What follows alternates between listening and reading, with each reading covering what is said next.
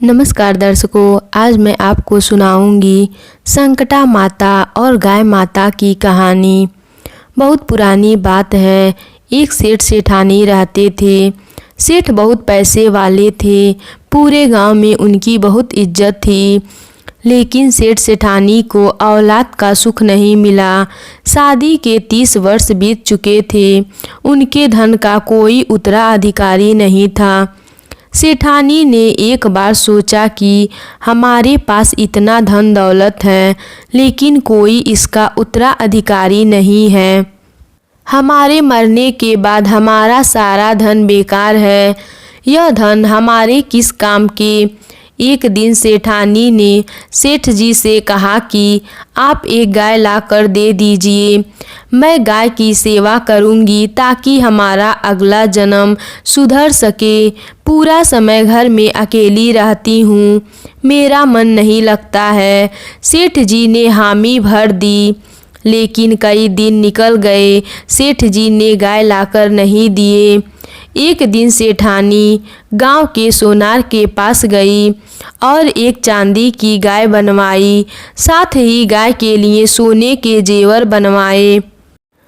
पाँव में पायल, गले में घंटी, गले का हार बनवाई। गाय के लिए कपड़े भी बनवाई। अब सेठानी गाय की पूजा पाठ करने लगी। साथ ही संकटा माता का भी व्रत करने लगी। रोज गाय की सेवा पूजा करती, कथा कहानी कहती, हलवा पूरी खीर बनाती, भोग लगाती। फिर उन भोजन को बाहर के आने जाने वाले गायों को खिलाती। अब सेठानी का समय बहुत अच्छे से गुजरने लगा। गाय का पूजा पाठ करते करते और संकटा माता का व्रत करते करते 1 साल बीत गया। एक दिन सेठानी ने सेठ जी से कहा कि मुझे संकटा माता के व्रत और गाय माता के उद्यापन करवाना है। आप किसी योग्य ब्राह्मण को खाना खाने के लिए बोलकर आइए। तब सेठ जी गांव के ही एक पंडित जी के पास गए और बोले, पंडित जी कल आप मेरे घर खाना खाने पधारिएगा। सेठ जी ने कहा, मेरी पत्नी गाय माता और संकटा माता का व्रत करती है, उसी का उद्यापन करेगी। पंडित जी ने उस समय हामी भर दी। पंडित जी मन ही मन सोचने लगे कि गाय के उद्यापन में मुझे गाय भी मिलेगा, मैं उसका कैसे देखभाल करूँगा। मेरे पास तो खुद रहने के लिए एक छोटी सी झोपड़ी है।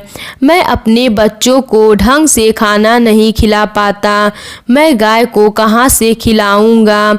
मन ही मन पंडित जी ने सोच लिया कि मैं सेठ जी के यहाँ खाना खाने नहीं जाऊँगा।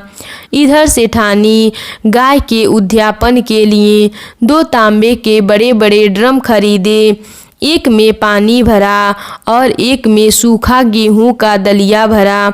एक बोरी गुड़ खरीदा ताकि वह गाय के नाम से पंडित जी को दान दे सके। फिर पंडित जी के लिए कई तरह के खाने के लिए व्यंजन बनाए। सुबह से दोपहर हो गई, लेकिन पंडित जी खाना खाने नहीं आए। तब सेठानी ने सेठ जी से पूछा कि आपने पंडित जी को खाने पर कहा था या नहीं। सुबह से दोपहर हो गई है, पंडित जी खाना खाने क्यों नहीं आए। सेठ जी ने कहा, बहुत अच्छे से बोलकर आया था। सेठ जी ने अपने नौकर को पंडित जी के घर भेजा। नौकर पंडित जी के घर गया और बोला, पंडित जी आप आज सेठ जी के यहाँ खाना खाने क्यों नहीं आए।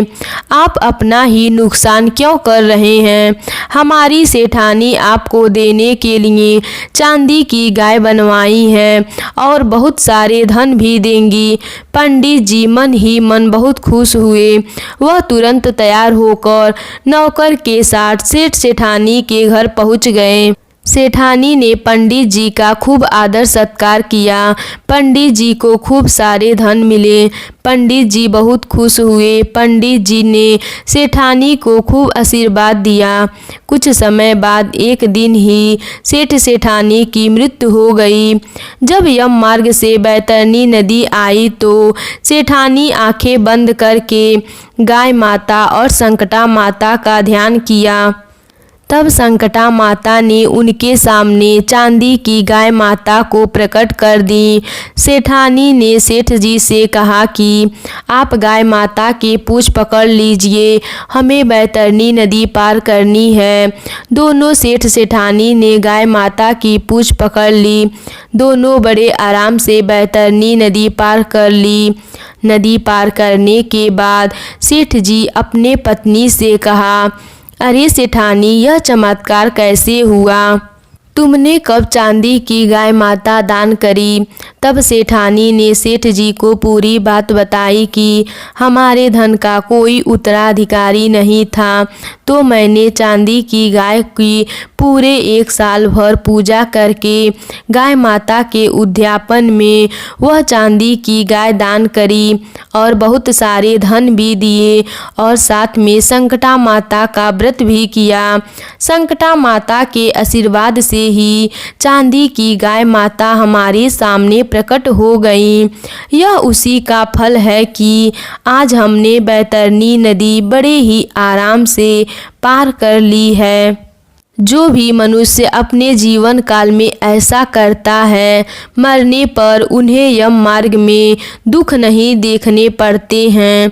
इस कहानी का फल सबको मिले। जय हो संकटा माता की।